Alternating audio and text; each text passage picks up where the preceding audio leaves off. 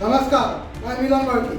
सोचिए, जिस संसद में बैठने वाले लोग देश के कानून बनाते हैं, जिस जगह से तय होता है कि देश में अपराध करने वालों के साथ क्या व्यवहार होगा, उसी संसद के 126 मौजूदा सांसदों ने अपने चुनावी हलफनामों में क्रिमिनल केसेस घोषित किए हैं और बात फिर सांसदों तक सीमित नहीं है।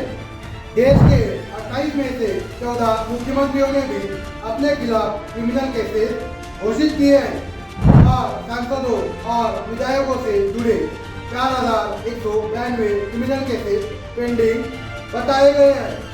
अब यहाँ एक सवाल पैदा होता है, क्या इसका मतलब यह है कि भारत की राजनीति अपराधियों से भरी हुई है? रुकिए, इस सवाल का जवाब इतना आसान नहीं है, क्योंकि क्रिमिनल केस होना और अपराध साबित होना दोनों एक बात नहीं है। किसी नेता पर एफआईआर हो सकती है, चार्जशीट हो सकती है, केस कोर्ट में पेंडिंग हो सकता है, लेकिन जब तक अदालत दोष साबित नहीं करती, वह व्यक्ति लीगली कन्विक्टेड क्रिमिनल नहीं है। तो फिर असली सवाल क्या है? असली सवाल यह है कि इतने बड़े पैमाने पर हमारे इलेक्टेड रिप्रेजेंटेटिव के खिलाफ क्रिमिनल केसेस क्यों है? और उससे भी बड़ा सवाल, अगर किसी नेता के खिलाफ गंभीर मामला पेंडिंग है तो पॉलिटिकल पार्टी उसे टिकट क्यों देती है और जनता उसे वोट क्यों देती है? आज आप इसी सवाल को समझने की कोशिश करेंगे। बिना बीजेपी बनाम कांग्रेस, बिना लेफ्ट बनाम राइट और बिना किसी पार्टी के अंधे समर्थन या विरोध के, क्योंकि सवाल किसी एक पार्टी का नहीं है, पूरे पॉलिटिकल सिस्टम का है। सोचिए, महाराष्ट्र के नासिक के पास एक गांव में रहने वाला रमेश कोई बड़ा राजनीतिक एनालिस्ट नहीं है। वह किसान हो सकता है या छोटा दुकानदार या किसी शहर में नौकरी करने वाला एक सामान्य आदमी। हर 5 साल में चुनाव आता है। रमेश के सामने उम्मीदवार आते हैं। कोई कहता है हम आपके गांव में सड़क बनवाएंगे, कोई कहता है हम किसानों के लिए काम करेंगे और कोई कहता है हम आपके समाज की आवाज उठाएंगे और कोई कहता है हमारी पार्टी देश को बदल देगी। रमेश के पास उम्मीदवार चुनने के कई कारण हैं। किसी को वह जाति के आधार पर पसंद करता है तो किसी को पार्टी के कारण, किसी को इसलिए क्योंकि उसने उसके इलाके में काम करवाया है, किसी को इसलिए क्योंकि वह बहुत पावरफुल है। लेकिन एक चीज शायद वह इलेक्शन के दौरान सबसे कम देखता है, उसी उम्मीदवार का क्रिमिनल रिकॉर्ड। अब सवाल यह नहीं है कि रमेश अच्छा वोटर है या बुरा, सवाल यह है कि क्या हमारा चुनावी सिस्टम वोटर को उम्मीदवार की पूरी तस्वीर समझने के लिए पर्याप्त इंफॉर्मेशन देता है? और अगर इंफॉर्मेशन उपलब्ध है तो फिर भी क्रिमिनल केसेस वाले कैंडिडेट चुनाव क्यों जीतते हैं? यही सवाल हमें आज समझना है। कागज पर देखें तो भारतीय डेमोक्रेसी बहुत मजबूत दिखाई देती है। हमारे पास चुनाव है, पॉलिटिकल पार्टीज है, इलेक्शन कमीशन है, कोर्ट है, पार्लियामेंट है और कॉन्स्टिट्यूशन भी है। हर नागरिक को वोट देने का अधिकार है। उम्मीदवार चुनाव लड़ते समय अपने असेट्स और क्रिमिनल केसेस की जानकारी एफिडेविट में घोषित करते हैं। मतलब जानकारी छुपी हुई नहीं है। सिद्धांत रूप से वोटर कैंडिडेट की बैकग्राउंड इंफॉर्मेशन देख सकता है और फिर फैसला कर सकता है मुझे इस व्यक्ति को वोट देना है या नहीं। यानी लोकतंत्र की बेसिक व्यवस्था मौजूद है, लेकिन कागज पर व्यवस्था होना और ग्राउंड पर उसका काम करना दोनों अलग बातें हैं। अब आते हैं उन आंकड़ों पर जिन्होंने इस पूरी बहस को फिर से चर्चा में ला दिया। सुप्रीम कोर्ट में पेश की गई जानकारी के अनुसार लोकसभा के 543 एमपी में से 251 ने क्रिमिनल केसेस डिक्लेयर किए हैं, यानी लगभग हर 2 में से 1 लोकसभा एमपी के खिलाफ क्रिमिनल केसेस डिक्लेयर है। इनमें 170 एमपी के खिलाफ सीरियल क्रिमिनल केसेस बताए गए हैं। राज्यसभा में भी 233 में से 75 एमपी ने क्रिमिनल केसेस डिक्लेयर किए हैं। इनमें 40 एमपी के खिलाफ सीरियस केसेस बताए गए हैं। दोनों सदनों को मिलाकर 326 एमपी। और चीफ मिनिस्टर की बात करें तो 28 में से 14 चीफ मिनिस्टर ने अपने खिलाफ क्रिमिनल केसेस डिक्लेयर किए हैं, यानी लगभग आधे चीफ मिनिस्टर। अब फिर से एक बार, इसका मतलब यह नहीं है कि 326 सांसद या 14 मुख्यमंत्री अपराधी साबित हो चुके हैं। यह डिक्लेयर पेंडिंग क्रिमिनल केसेस का डेटा है, लेकिन सवाल फिर भी गंभीर है, क्योंकि लोकतंत्र में जनता जिन लोगों को कानून बनाने के लिए चुनती है, उनमें इतने लोगों के खिलाफ क्रिमिनल लिटिगेशन क्यों मौजूद है? अब यह एक टेक्निकल बात समझना जरूरी है। और क्रिमिनल केस एक जैसा नहीं होता।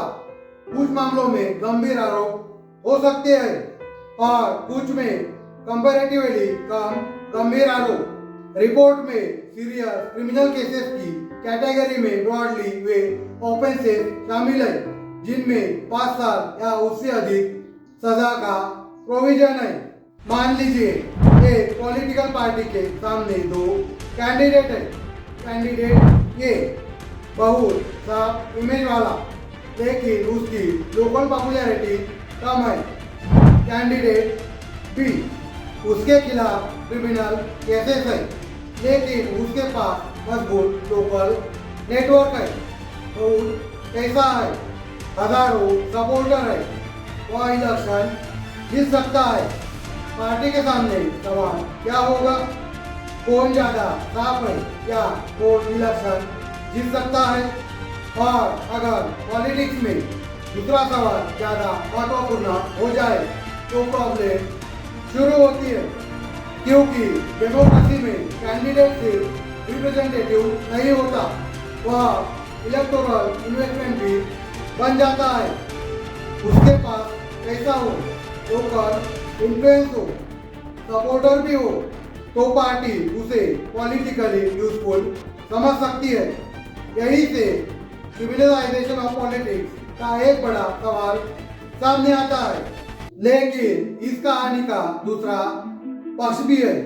मान लीजिए किसी नेता पर क्रिमिनल केस है, क्या हम तुरंत कह सकते हैं कि वह अपराधी है?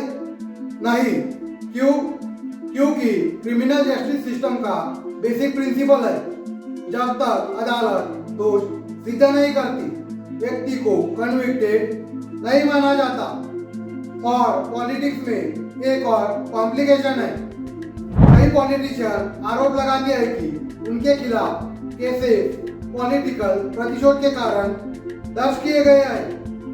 अपोजिशन कहता है सरकार एजेंसीज का मिसयूज कर रही है। गवर्नमेंट कहती है अगर केस है तो इन्वेस्टिगेशन और कोर्ट को अपना काम करने दीजिए। तो जनता के सामने सवाल है, किस पर भरोसा करें? यही कारण है कि हमें 2 एक्सट्रीम पोजीशन से बचना चाहिए। पहली, जिस पर केस है वह अपराधी है, गलत। दूसरी, हर पॉलिटिकल केस झूठा है, यह भी गलत। सच्चाई केस बाय केस कोर्ट तय करेगा। अब रमेश की तरफ वापस चलते हैं। रमेश के गांव में सड़क खराब है, सरकारी हॉस्पिटल में डॉक्टर नहीं है, स्कूल में टीचर कम है, किसान को अपनी फसल की सही कीमत नहीं मिलती, युवा नौकरी की तलाश में शहर जाते हैं। और उसी समय रमेश टीवी पर देखता है एक नेता के खिलाफ इतने केसेस। फिर वह सोचता है क्या राजनीति का मतलब यही है? लेकिन कहानी सिर्फ भावनाओं की नहीं है। क्रिमिनलाइजेशन ऑफ पॉलिटिक्स का सबसे बड़ा नुकसान इंस्टीट्यूशनल ट्रस्ट पर होता है। अगर जनता को लगने लगे कि राजनीति में आने के लिए पैसा चाहिए, पावर चाहिए, मसल चाहिए और साफ इमेज जरूरी नहीं है, तो धीरे धीरे सामान्य नागरिक पॉलिटिक्स से दूर होने लगता है और फिर पॉलिटिक्स में वही लोग ज्यादा आते हैं जिनके पास पहले से रिसोर्सेज और नेटवर्क है। यानी एक साइकिल बन जाती है, power, money, network, election, more power. और अगर यह साइकिल मजबूत होती गई तो सामान्य नागरिक की पॉलिटिकल पार्टिसिपेशन कमजोर हो सकती है। कल्पना कीजिए, अगर पॉलिटिकल पार्टी लगातार ऐसे कैंडिडेट को प्रेफरेंस देती रहे जिनके खिलाफ गंभीर क्रिमिनल केसेस है, अगर केसेस वर्षों तक पेंडिंग रहे, अगर ट्रायल जल्दी पूरे न हो और अगर वोटर सिर्फ आइडेंटिटी और पार्टी के आधार पर वोट करता रहे, तो क्या होगा? सबसे बड़ा खतरा यह नहीं है कि संसद में कुछ नेताओं पर केसेस है। बड़ा खतरा यह है कि क्रिमिनल बैकग्राउंड धीरे धीरे पॉलिटिक्स में नॉर्मल मान लिया जाए। फिर जनता कह सकती है केस तो सब पर है, और यही सबसे डेंजरस स्थिति होगी, क्योंकि जिस दिन क्रिमिनल एलिगेशन हमारी पॉलिटिकल कल्चर में सामान्य बात बन जाए, उसी दिन अकाउंटेबिलिटी कमजोर हो सकती है। लेकिन दूसरी तरफ अगर पॉलिटिकल एलिगेशन को बिना जांच के सत्य मान लिया जाए, तो इनोसेंट लोगों का पॉलिटिकल करियर भी खत्म हो सकता है। इसलिए सोल्यूशन सिर्फ सभी नेताओं को जेल भेज दो नहीं है। सोल्यूशन है fair investigation plus speedy trial plus transparent elections. तो आखिर जिम्मेदार कौन है? Political parties.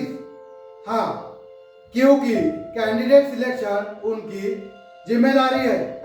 इलेक्शन सिस्टम कुछ हद तक, क्योंकि चुनाव लड़ने की कॉस्ट और पॉलिटिकल कंपटीशन कैंडिडेट सिलेक्शन को प्रभावित करते हैं। जस्टिस सिस्टम, हाँ, क्योंकि केसेस वर्षों तक पेंडिंग रहेंगे तो अनसर्टेनिटी बनी रहेगी।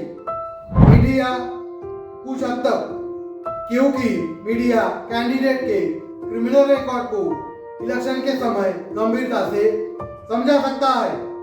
और हम वोटर्स, हाँ, हमारी भी भूमिका है, लेकिन इसका मतलब यह नहीं है कि सारी जिम्मेदारी वोटर्स पर डाल दी जाए, क्योंकि वोटर के पास अक्सर सीमित विकल्प होते हैं।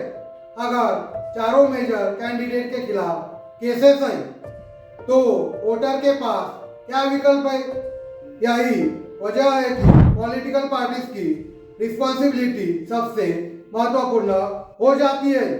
मेरी नज़र में भारत में क्रिमिनलाइजेशन ऑफ पॉलिटिक्स को सिर्फ पॉलिटिशियन की समस्या मानना गलत है। यह एक सिस्टमिक प्रॉब्लम है। अगर एक पार्टी किसी कैंडिडेट को सिर्फ इसलिए टिकट देती है क्योंकि उसके जीतने की संभावना ज्यादा है, तो पार्टी जिम्मेदार है। अगर कैंडिडेट अपने क्रिमिनल केसेस को ओपनली एक्सप्लेन नहीं करता, तो कैंडिडेट जिम्मेदार है।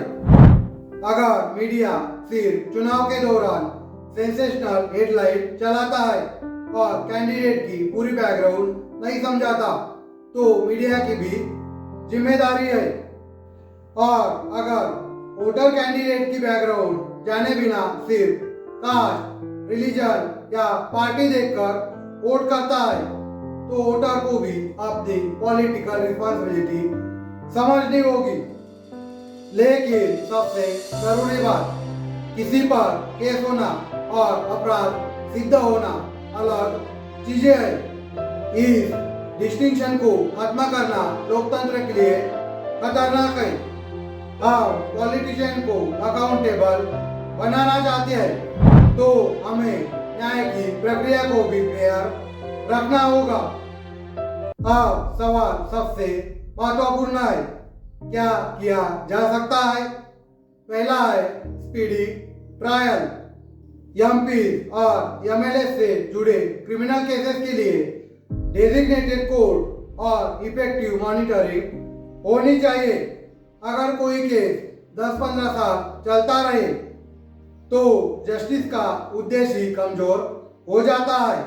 दूसरा है पॉलिटिकल पार्टीज को जनता के सामने बताना चाहिए कि उन्होंने क्रिमिनल केसेस वाले कैंडिडेट को टिकट क्यों दिया। सिर्फ कैंडिडेट की जानकारी देना काफी नहीं, पार्टी को भी जवाब देना चाहिए। तीसरा है वोटर इंफॉर्मेशन। हर कंस्टिट्यूंसी में कैंडिडेट की बैकग्राउंड इंफॉर्मेशन आसानी से उपलब्ध होनी चाहिए, लेकिन सिर्फ डेटा अपलोड करना पर्याप्त नहीं, उसे सरल भाषा में जनता तक पहुंचाना जरूरी है। चौथा है फॉल्स केसेस पर भी एक्शन। अगर किसी व्यक्ति के खिलाफ जानबूझकर झूठा क्रिमिनल केस बनाया गया है तो इन्वेस्टिगेशन और लीगल प्रोसेस के जरिए उसकी भी जवाबदेही होनी चाहिए, क्योंकि पॉलिटिकल वेंडेटा भी लोकतंत्र के लिए खतरा है। पांचवा है कैंडिडेट इलेक्शन पर सामाजिक दबाव। पॉलिटिकल पार्टी तभी बदलेगी जब जनता सवाल पूछेगी, आपने इस व्यक्ति को टिकट क्यों दिया? रमेश सिर्फ एक काल्पनिक कैरेक्टर है, लेकिन सवाल सिर्फ उसके गांव का नहीं है। यह सवाल आपका भी है, मेरा भी है और वोटर का है। हम वोट देते हैं, हम सरकार चुनते हैं, हम रिप्रेजेंटेटिव चुनते हैं और फिर वही रिप्रेजेंटेटिव कानून बनाते हैं। इसलिए अगली बार जब इलेक्शन आए सिर्फ यह मत पूछिए यह किस पार्टी का है, एक सवाल और पूछिए, इस कैंडिडेट की बैकग्राउंड क्या है, उसके खिलाफ केसेस क्या है, क्या वह कन्विक्टेड है या केस पेंडिंग है, उसका पब्लिक रिकॉर्ड क्या है, उसने अपने क्षेत्र में क्या किया है और क्या मेरे पास इससे बेहतर विकल्प है। यही इनफॉर्म वोटिंग है। तो वापस उसी सवाल पर आते हैं। 326 MP, 14 chief minister, 4192 pending criminal cases. क्या इसका मतलब है कि भारतीय लोकतंत्र खत्म हो गया? नहीं, लेकिन क्या इसका मतलब यह है कि हमें चिंता करने की जरूरत नहीं? यह भी नहीं, क्योंकि लोकतंत्र सिर्फ इलेक्शन कराने का नाम नहीं है। लोकतंत्र का मतलब है जवाबदेही, न्याय, पारदर्शिता और जनता का अपने प्रतिनिधियों पर भरोसा। इसलिए आखिरी सवाल मैं आपसे पूछता हूँ, अगर कोई व्यक्ति चुनाव जीत सकता है लेकिन उसके खिलाफ गंभीर क्रिमिनल केस पेंडिंग है, तो क्या सिर्फ चुनाव जीत जाना उसके लिए पर्याप्त क्वालिफिकेशन होना चाहिए? या पॉलिटिकल पार्टी और वोटर को उससे कुछ और सवाल पूछने चाहिए? आपकी राय क्या है? नमस्कार, मैं मिलन वर्ती।